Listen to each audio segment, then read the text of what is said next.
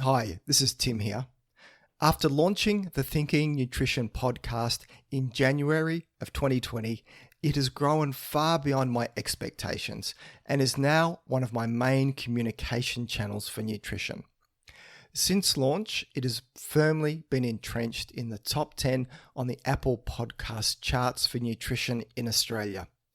And with now close to 250,000 downloads, sits in the top 1% of all podcasts globally. I mean, just wow. Thank you to you, my listeners, for your support and sharing of the content.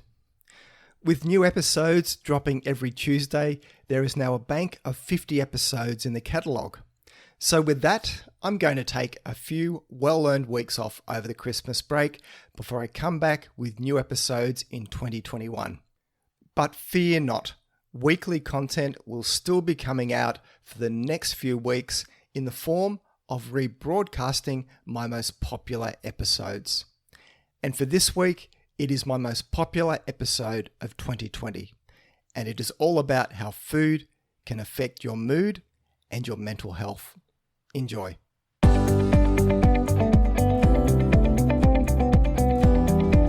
You are what you eat, but when it comes to your mental health, what you eat can have a profound impact on your mood and how you feel.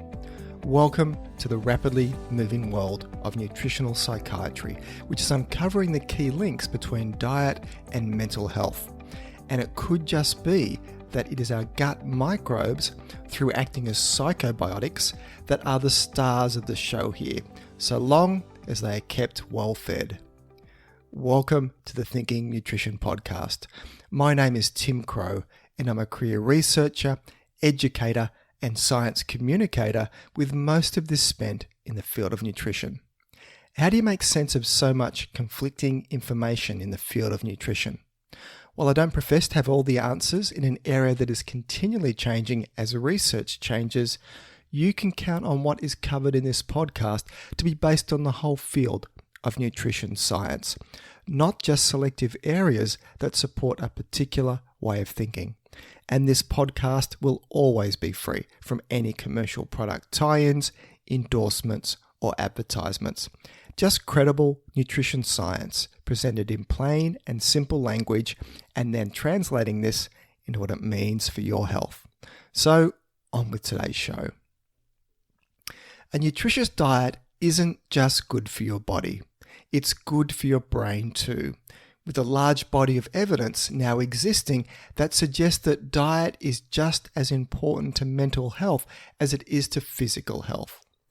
In just a decade, the rapidly growing knowledge in this field has given rise to a new concept called nutritional psychiatry, where before it was barely a blip on the healthcare radar. Mental health disorders, particularly depression, account for the highest burden of global disability. Depressive disorders affect almost 300 million people around the world and are associated with unemployment, poor physical health, impaired social functioning, and, in its most severe forms, suicide. Counselling and medication gain most of the treatment attention for depression, but the promise of dietary changes in helping to improve the outlook of people with depression and other common mental health conditions, such as anxiety, is rapidly gaining traction. So first, let's get into some background here. A role for nutrition in mental health comes from the long-known association that a healthy diet is a common factor linked to a positive mental outlook. The problem, though, with most of the observational research in this field is that it is hard to tease out which one comes first. Are people who are experiencing depression or anxiety more likely to eat poorly because of their mood? Or does a poor diet worsen symptoms of depression and anxiety? Or maybe it's a combination of the two. A major step forward in answering these questions came from studies that looked at how diet and mental outlook are linked when they change over time in the same group of people. And this is called a cohort study.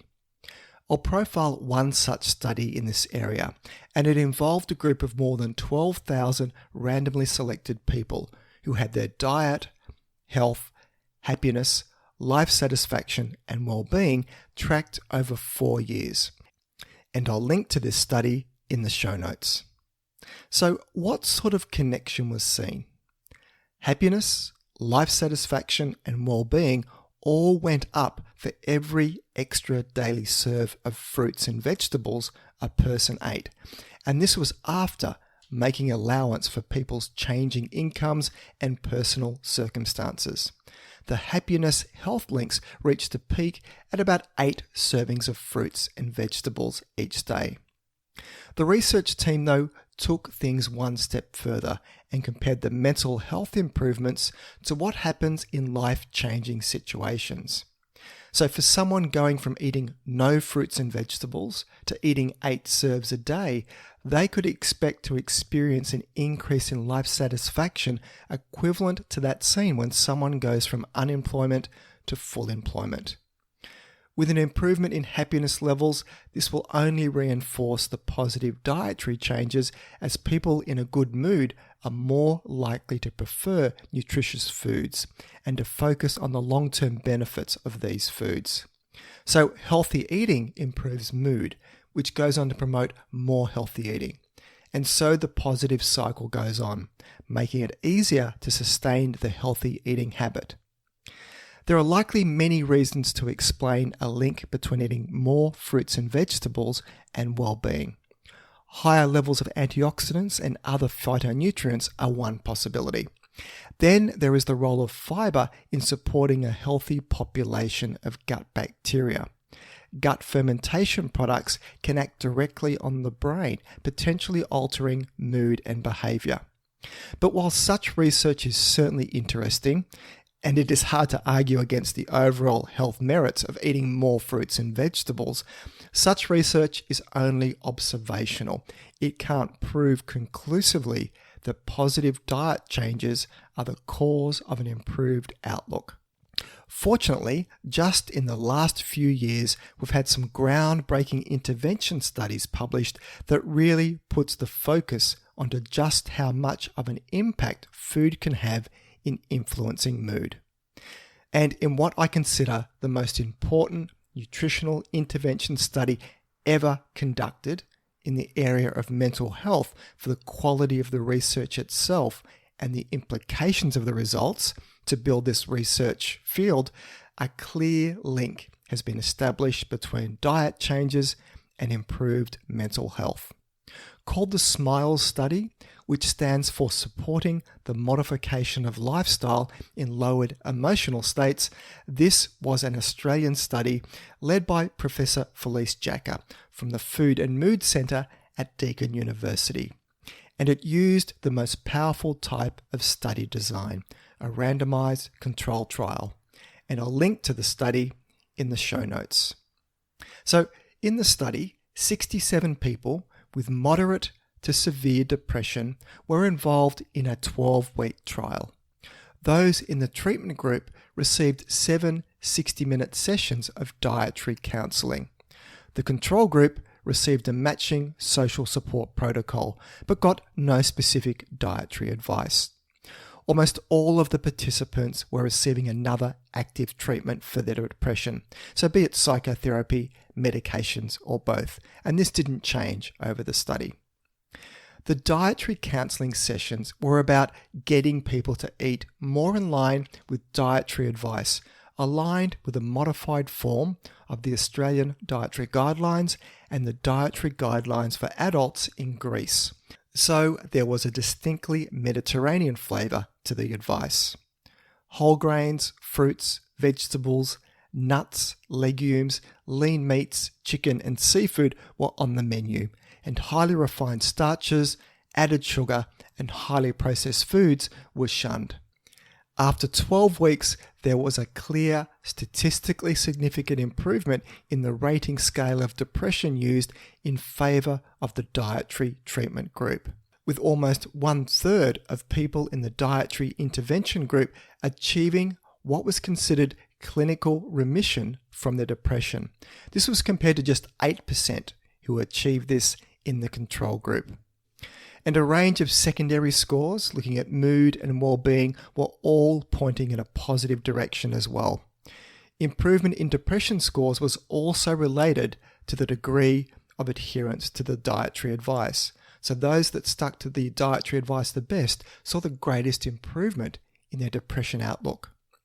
The benefit of diet on depression was independent of any changes in body weight, self-efficacy, smoking rates, or physical activity, because each of those factors could potentially influence depression on its own. A strength of the study was including a control group that received an equal level of social support from the research team. This is really important, as social interaction by itself can improve depression outlook, and this could have been an influence in those receiving dietary advice from the research team. But having this control group really removed that potential bias or confounding factor. The study, though, was small in size, but the compliance and completion rates were really good. The fact that the dietary intervention group could make significant improvements in their diet quality suggests that dietary improvement is achievable for those with clinical depression, despite the fatigue and lack of motivation that are prominent symptoms of this disorder. Now, how diet could be working here is not entirely understood, but several possibilities are likely. It could be related to a direct effect of improved nutrition, providing more nutrients to the body. Equally, an anti-inflammatory effect of the diet could also be at play, and a Mediterranean-style diet is considered an anti-inflammatory style diet. And intriguingly, it could also be from a well-fed and more diverse gut microbiota. Science is now discovering just how much influence our gut microbes can play on our health, especially our mental health. The gut has a two-way communication link with the central nervous system, and we call this the gut-brain axis. And I'll talk more about this later in the podcast. And adding to the intervention work done in the area of nutrition and mental health, another study, this time in young adults with depression, found that a switch to healthier eating can significantly reduce symptoms of depression. Adolescence and young adulthood are periods where there is an increased risk of depression. These are also critical periods for establishing healthy eating habits, which can carry over into adulthood. So, how nutrition influences the mental health of younger adults was the topic of the study, published in October of 2019, and I'll link to the research in the show notes. The study involved 101 adults aged between 17 and 35 years, all who had moderate to high symptoms of depression. They were all considered to have a poor diet when assessed against government healthy eating guidelines. The participants were randomly allocated into either a diet change group or a control group, which meant following their regular diet for those allocated to the control group. Any person taking antidepressant medications or receiving psychological therapy were required to stay on that treatment plan during the study. So people in the diet change group were given advice on improving their diet, along with a healthy food hamper and a small amount of money for buying groceries to help them with purchasing healthier foods. The diet changes focused on having more fruits, vegetables, whole grains, nuts, fish, legumes, eggs, tofu, and lean meats, all individualized to the person's dietary preferences. The control group received no advice on diet and were left to continue their normal habits for the 3 weeks that the study ran. Symptoms of depression and anxiety, along with overall mood and performance on learning and reasoning tasks, were measured at the beginning and end of the 3 weeks. So what happened? Those in the diet change group were indeed successful in making positive changes to their diet. With these diet changes, significant improvements in mood, depression, and anxiety were all seen. No such changes were seen in the control group. 3 months after the study finished, follow-up was made with 33 of the participants to see how they were tracking. 1 in 5 people of those in the diet change group was still keeping up with the healthy eating habits, and for these people, their mood improvements stuck. The clear downside to the study was that the control group did not get any general eating advice, financial support to buy food, or check-in contact with the research team. Each of these factors potentially could have had an impact on mental health independent of diet changes. The results, though, are very much in line with the SMILE study I spoke about earlier, which did control for these types of social factors and equally saw a marked improvement in depression scores, along with positive diet changes. So this study adds more support for the benefits of positive dietary changes in improving mental health. Counseling, emotional support, and medications all have their role to play, and now it seems that diet is another cornerstone to consider with dealing with depression. So there is now a growing research interest in seeing how dietary changes can affect mood disorders, with depression and anxiety as the main focus. There are now enough published intervention studies in the field that a meta-analysis can be done to combine all of this research together. And this was published only last year, and I'll link to this study in the show notes. So the study involved 16 randomized controlled trials that were analyzed together. Though I should flag that most of the people in the studies did not meet the criteria for the diagnosis of clinical depression. Even so, dietary intervention was effective in having a small but meaningful effect in lowering depression symptoms. For anxiety, though, there was no improvement seen with dietary changes. There was no one single diet that was studied. Many different approaches were used across the interventions. Importantly, there were no differences in depression improvements between dietary interventions, primarily aimed at either reducing body weight, improving nutrition, or decreasing dietary fat. They all were effective. Because most of the studies in the meta-analysis involved people who were not considered clinically depressed, then the results are more applicable to people with subclinical low mood. Because healthy dietary changes already align with public health dietary guidelines, then dietary improvement could be an ideal option for people to adopt themselves as a self-management approach for reducing subclinical depressive symptoms. So if dietary changes are having a real effect on depression symptoms, how could it be doing this? And that really is unclear at this stage. Biochemical pathways involving inflammation, oxidative stress, and mitochondrial dysfunction are all known to be disrupted in people with mental disorders, so diet could be having a positive impact here. Then there is the growing realization that gut microbes play an important part in stress responses, immune function, and neurotransmission. Initial work in mice showed that changes in the gut microbiota can go on to lead to depressive-like symptoms. Supplementing the diets of the stressed mice can reverse the problems. So what is the case in humans then? People with depression do have a different gut microbe fingerprint compared to healthy volunteers. And intriguingly, human clinical trials involving probiotic supplementation appear to demonstrate an improvement in psychological symptoms related to depression, anxiety, and stress. So to keep your gut ecosystem thriving and having a positive influence on your brain and mood, aim to eat more foods high in different types of fiber.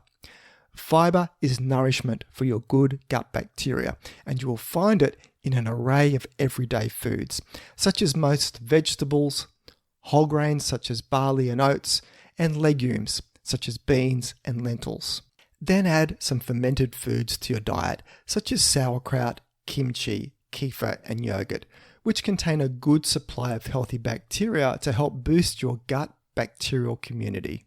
The simplest advice, though, is to eat a wide variety of nutritious whole foods from all food groups, which would naturally contain different types of fiber and beneficial gut health nutrients. And from that, you can expect to reap not just the physical health benefits, but potentially mental health benefits too. And just to round things out, I'll touch on a couple of popular nutrients that often come up as having a link to improved mental health. Fish oil is one such popular supplement, often promoted for mental health benefits. The types of omega-3 long-chain fatty acids found in fish oil are major structural components of the brain. These fatty acids also have an anti-inflammatory effect, which is noteworthy as increased inflammation is associated with depression. And the fatty acids in fish oil have also been linked to changing neurotransmitter signaling. Most studies that have used omega-3s as an add-on therapy for people who are taking prescription antidepressants, though, show a limited benefit. And a 2019 meta-analysis found that overall, omega-3s have some evidence for being effective for depression, but the findings are not unanimous because of the variability between doses, ratios of the different types of fatty acids found in fish oil, and other study design issues. For anxiety, a 2018 meta-analysis of studies that used omega-3 supplements to treat anxiety did find a benefit, but it was mixed, with a stronger benefit seen in people with a specific clinical diagnosis of anxiety. Also, the doses typically needed were above 2,000 milligrams per day of the omega-3 fatty acids found in fish oil, and that actually equates to about 7 standard fish oil capsules per day to get this defined dose of these long-chain fatty acids called EPA and DHA. So I'll link to both of these studies I mentioned in the show notes. And we're used to hearing about how too much of the sun's warm rays can be harmful to the skin. But did you know that the right balance can have lots of mood-lifting benefits? Without enough sun exposure, your serotonin levels can dip. Low levels of serotonin are associated with a higher risk of depression and seasonal affective disorder, or SAD. SAD is a form of depression triggered by the changing seasons. So spend a bit of time each day outdoors during the day to soak up a few rays. One recent meta-analysis of 4 randomized controlled trials using vitamin D supplementation in people with major depression did find that vitamin D supplementation favorably improved depression ratings. But because of the limited number of trials analyzed and some inherent flaws in some of them, it is still early days to say that vitamin D supplements are an effective treatment or protective agent against depression. But I'll link to this study in the show notes so you can see for yourself. Diet and mental health is a rapidly growing research field. We can expect more research to come to light linking the benefits of healthy eating patterns with improved mental health. But really, the sorts of diets being studied for improving mental health are not that much different to what broad dietary guidelines have promoted for decades. I mean, those guidelines that only a small fraction of the population follows, yet seem to be continually blamed for our health problems. Now, that's mental. So that's it for today's show. You can find the show notes either in the app you're listening to this podcast on, if it supports it, or else head over to my webpage at thinkingnutrition.com.au and click on the podcast section to find this episode to read the show notes. If you find this podcast of value, then please consider sharing it with your friends and colleagues, or maybe even leave a review. This all helps increase the rank and reach of the podcast, which means a big win for credible, evidence-based nutrition messages while helping to dilute out the crazy and making the world a slightly less confusing place. I'm Tim Crow, and you've been listening to Thinking Nutrition.